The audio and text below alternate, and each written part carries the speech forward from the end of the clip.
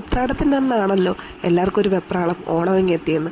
ഉത്രാടത്തിന് നമുക്കൊരു കല്യാണം ഉണ്ടായിരുന്നു. അവിടുത്തെ സദ്യയും കഴിച്ച് കഴിഞ്ഞ് പിന്നെ ഞങ്ങൾ സന്ധ്യ കഴിഞ്ഞപ്പോഴത്തേക്കും ടൗണിലോട്ടൊന്ന് ഇറങ്ങി. ആലപ്പുഴ ടൗണിൽ മുല്ലക്കച്ചെറുപ്പ് നടക്കുന്ന പോലുള്ള തിരക്കുണ്ടായിരുന്നു. കണ്ടില്ലേ, പൂ മേടിക്കുന്ന കടയിലൊക്കെ ഉള്ള തിരക്ക്, വണ്ടി പോലും അങ്ങോട്ടും ഇങ്ങോട്ടും പോകാത്ത അവസ്ഥയായിരുന്നു. അത് കഴിഞ്ഞ് ഒരു 8-8:30 ആയപ്പോഴേക്കും വീട്ടിലെത്തിയിട്ടാണ് ഞങ്ങൾ പൂ ഒക്കെ സെറ്റാക്കിയത്.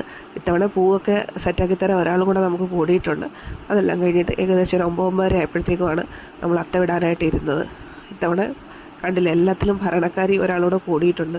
അങ്ങനെ അത്ത വിടാൻ തുടങ്ങി. ഒരു 11-11:30 ആയപ്പോൾ ഇട്ട് കഴിഞ്ഞു. ഇതാണ് ഞങ്ങളുടെ തപ്പുകുളം. അപ്പോൾ എല്ലാവർക്കും ഓണാശംസകൾ. തിരുവോണ ദിവസത്തിൻ്റെ രാവിലത്തെയാണ്. പിന്നെ ഞാൻ മോം ഡോക്ടർ കോംബോയിൽ ഒരു ഡ്രസ്സ് ഞാൻ തന്നെ തയ്ച്ചായിരുന്നു.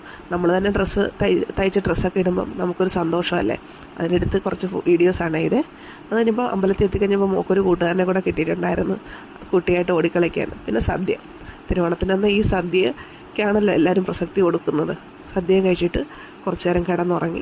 അത് കഴിഞ്ഞിട്ട് പട്ടം പറത്താൻ, ഞാൻ എൻ്റെ ലൈഫിൽ ആദ്യമായിട്ട് പട്ടം പറത്തുവാണ്.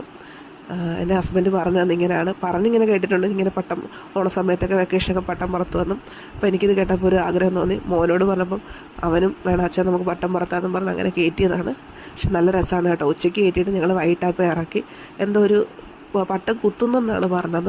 അപ്പോൾ എന്തോ കീറലുണ്ടെന്ന് പറഞ്ഞു. അങ്ങനെ ഞങ്ങൾ ജസ്റ്റ് ഒന്ന് ഇറക്കി. പിന്നെ എല്ലാ കാര്യങ്ങളും വിവരിച്ചു തരുവാണ്. പട്ടം അങ്ങനെയാണ് ഇങ്ങനെയാണ് എന്നൊക്കെയുള്ള പഴയകാല ഓർമ്മകളെല്ലാം പറയുവാണ്. നിങ്ങളിങ്ങനെ പട്ടം പറത്തിട്ടുണ്ടോ? രസമാണ് കേട്ടോ. അങ്ങനെ ചെയ്യാൻ പറ്റുന്നുണ്ടെങ്കിൽ ഒന്ന് ചെയ്ത് നോക്കണേ.